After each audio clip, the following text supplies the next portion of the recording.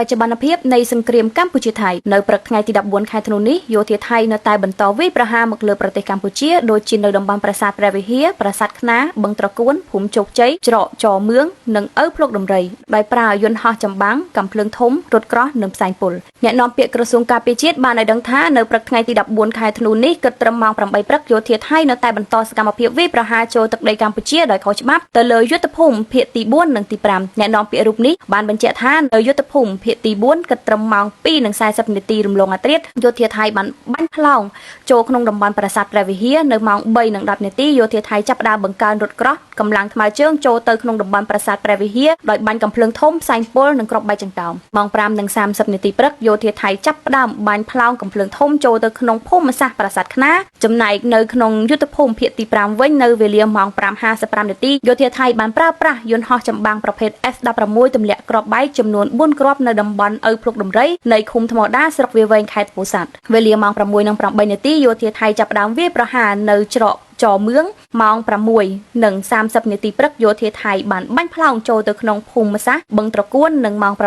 7:48នាទីយោធាថៃចាប់ផ្ដើមបាញ់ផ្លោងចូលទៅក្នុងភូមិសាស្ត្រនៃភូមិជោគជ័យចំពោះសង្គ្រាមឈ្លានពានរបស់ថៃមកលើកម្ពុជានេះលោកឆាំឆានីប្រធានស្ថាប័នព័ត៌មាននិងទំនាក់ទំនងសាធារណៈនៃរដ្ឋាភិបាលកម្ពុជាឯករាជ្យ23តុលាបានពន្យល់ថា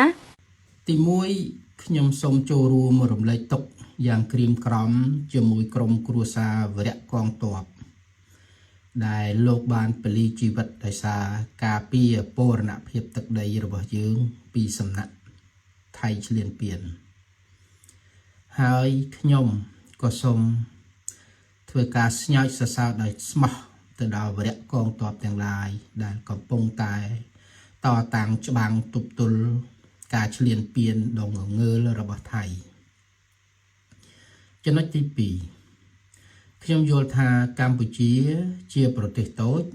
មានពលរដ្ឋតិចសេដ្ឋកិច្ចខ្សោយដូច្នេះបើសិនជាយើងចេញមុខតតាំងច្បាំងជាមួយថៃដោយកម្លាំង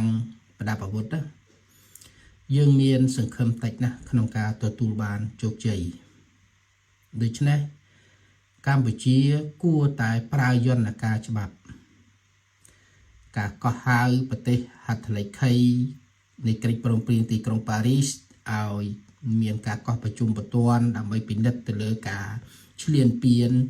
របស់ថៃទៅលើកម្ពុជាពីព្រោះកិច្ចព្រមព្រៀងទីក្រុងប៉ារីសក៏មាននិយាយអំពីការការពារពរណភាពទឹកដីផងដែរហើយថៃគឺជាភាគីដែលចុះហត្ថលេខាលើកិច្ចព្រមព្រៀងទីក្រុងប៉ារីសហើយការដាក់ពាក្យបណ្ដឹងទៅតុលាការយុត្តិធម៌អន្តរជាតិ ICJ និង ICC រដ្ឋាភិបាលនៃរបបក្រុងភ្នំពេញគួរតែធ្វើឲ្យបានលឿនបំផុតតាមតែអាចធ្វើទៅបាន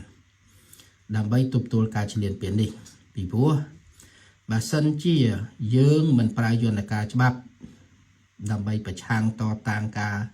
ឈ្លានពានរបស់ថៃទេយើងហាក់ដូចជានៅឆ្ងាយពីពន្លឺនៃជ័យជំនះដោយដែលខ្ញុំបញ្ជាក់ពីដើមទីមកអញ្ចឹងប្រទេសតូចពលរដ្ឋតិចសេដ្ឋកិច្ចខ្សោយការឈ្លានពានរបស់ថៃនេះយើងគួរកត់សម្គាល់ឡើងវិញនៅក្នុងអំឡុងសម័យឆ្នាំ1962-63ដែលថៃ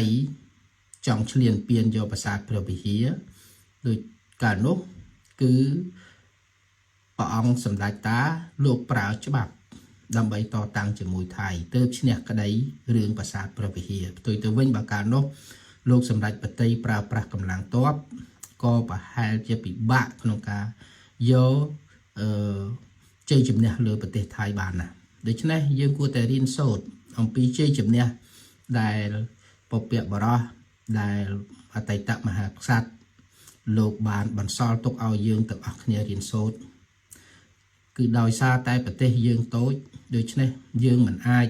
ទៅតតាំងច្បាំងដោយអាវុធជាមួយប្រទេសដែលគេមានអាវុធទំនើបដែលគេមានសេដ្ឋកិច្ចខ្លាំងឲ្យឈ្នះគេនោះគឺពិបាកក្នុងការយកឈ្នះគេណាស់ដូច្នេះខ្ញុំនៅតែទាមទារជំរុញឲ្យរបបក្រុងភ្នំពេញត្រូវតែដាក់ពាក្យបណ្ដឹងទៅតុលាការអន្តរជាតិជាបន្ទាន់ដើម្បីទប់ស្កាត់ការឈ្លានពានរបស់ថៃនៅពេលនេះ រីកាព័ត៌មានដោយនាងខ្ញុំបេឡាពីរដ្ឋាភិបាលកម្ពុជាឯករាជ្យ23ដុល្លារ